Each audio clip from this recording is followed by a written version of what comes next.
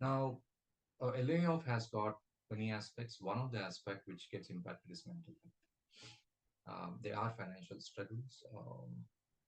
The relationship to an extent gets strained sometimes, and we take it as a career setback when it happens. Physical health issues also come across. So we need to face all of this stuff. So one piece of advice I have is don't wait for a layoff to happen.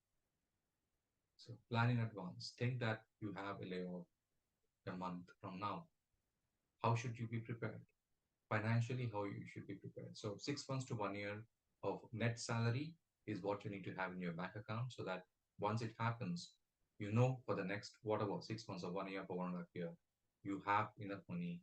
There's no need to ask anyone. You can comfortably sail through.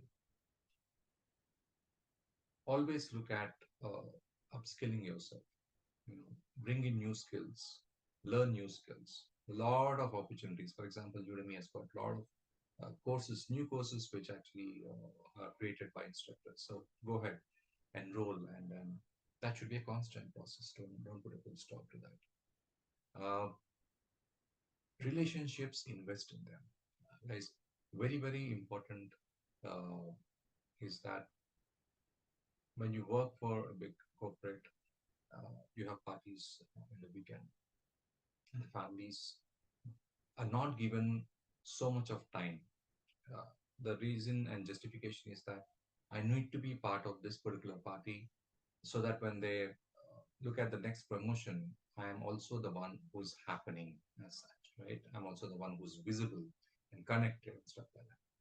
Because of which you invest a lot of your time in the corporate and lesser time to your own family and friends, right? And once a layoff happens, you go searching for deeper conversations, which normally do not happen because you have not invested in any of your relations deeply.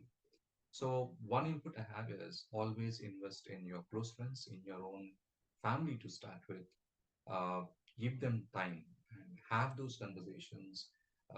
Be open. So one of the aspects of layoff is that you tend to get very anxious, uh, tend to get into the depression mode, and tend not to talk about it, right? You try to keep it to yourself, trying to manage it by yourself.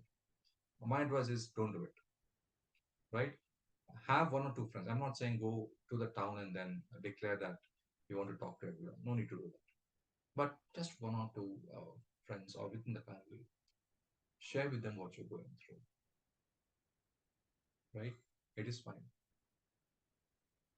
It has happened to many people. It is just a small phase which is not going to stay for too long. One of the aspects which I learned is to use, there's something called clutch for life.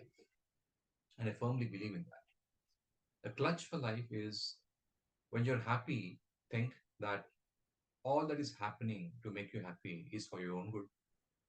And when you're sad, think that all that is making you unhappy is also for your own good. And move on from both of these emotions as such. Which means what? You're prepared for anything. You're prepared for being sad, you're prepared for being happy, both at the same time. So, as the car has got a clutch, which you need to press it deeply and then put the gear on to move forward. Just like that, during the happy phase, use the clutch saying that this is happening for my own good. And during the bad phase or the sad phase or the depressive phase, same clutch, pull the clutch. This also is happening for my own good. I think this attitude is something which helped me uh, go through this particular phase very, very quickly, very comfortably. I didn't go to any psychologist and to take advice, but I used this clutch which helped me out.